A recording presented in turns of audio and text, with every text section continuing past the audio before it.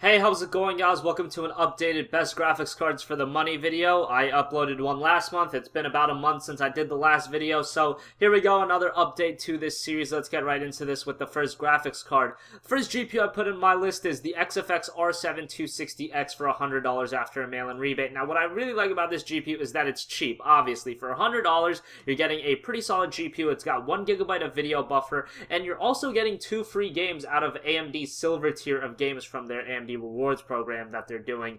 So for $100, you're getting 2 AAA games as well for free. Now, this GPU is not meant to run every game at 1080p max settings at 60 FPS. That's just not what you're going to get with this GPU. This is a great graphics card, though. If you play at a resolution like 1280 by 720 or even 1600 by 900, you're going to be able to play games like Battlefield 4 at high settings at about 40 frames per second. Kind of performs similarly to a console, maybe not as well, but you get the point.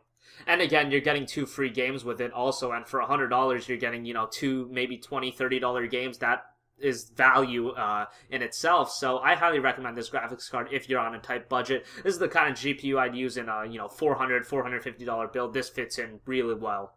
Moving on, an NVIDIA GPU, I went with the NVIDIA GeForce GTX 750 Ti from Asus. Now, the GTX 750 Ti has been coming down in price, and now it's about $135, which I think is a fantastic deal for this GPU. It's from Asus, and their cooling solution is really nice. You can easily overclock this GPU. It's got 2 GB of video buffer, kind of the same realm as the R7 260X. You're not going to be playing every game at 1080p at max settings, but you can play games at 1080p. I mean, if you're playing games at medium settings, 35, 40 frames per second, if you're okay with that. This is a really nice GPU, and since it's from NVIDIA, you get all their exclusive features like adaptive VSync, shadow play, all that good stuff. I think NVIDIA is definitely head and shoulders above AMD as far as their exclusive features go, but that's just my preference. If you that's a whole nother different video if we want to get into that war, so let's just keep it at that. The 750 Ti right now for $135 is a really solid deal. You're going to be running most of the latest titles like Battlefield 4, Witcher 3 that's coming out, Watch Dogs. Well, Watch Dogs is kind of an iffy scenario since the game's a shitty port, but you get the point. You're going to be running the latest titles at decent frame rates at 1080p. Kind of, again, this is kind of the GPU that's going to perform very similarly to what the console's doing. The PS4 can run Battlefield 4 at 900p at about, 45 to 60 frames per second. You're probably going to be getting about that range with this GPU. Moving on to the next GPU, I went with the Sapphire Radeon R9 270X, and let's group the Sapphire Radeon R9 280X in there with it.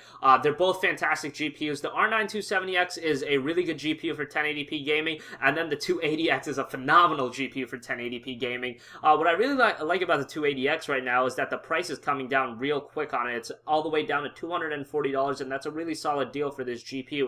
If you're interested in the 270X and the 280X, obviously you're going to be getting 2 free games with the 270X and 3 free games with the 280X, so that's a really good value. And with the 280X, you're getting some really new titles like Murdered Soul Suspect. I believe Witcher 3 is on the list.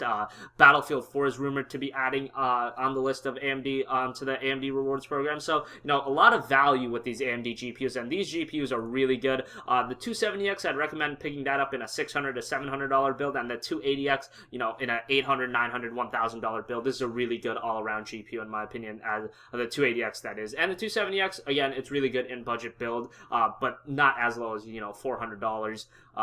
The 270X, $500, $600, $700, really good option to get the 270X at that price point. Finally, ending things off with an NVIDIA GPU, the Gigabyte GTX 770 for $310. I threw this in there because I know a lot of you guys are preferential to the NVIDIA exclusive features like Shadow Play and Adaptive VSync, so I wanted to throw that in there. $310 is a decent price. As far as performance goes, it performs similarly to the 280X and is obviously a lot more expensive, so that's kind of a negative on it.